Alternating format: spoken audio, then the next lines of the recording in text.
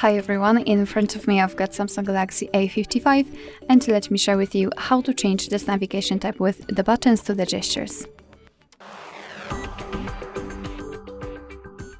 So let's start with opening the settings, and here we have to scroll and find the display.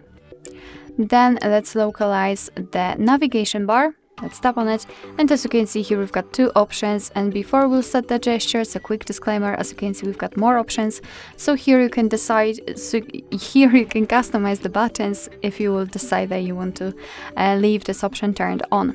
So let's tap on swipe gestures, and as you can see immediately instead of the three buttons we've got this line which is responsible for some gestures. We can tap on more options and customize the gesture sensitivity, but I highly recommend to get back to this option after a while of using the gestures, so you will be able to decide whether you need the sensitivity to be higher or lower.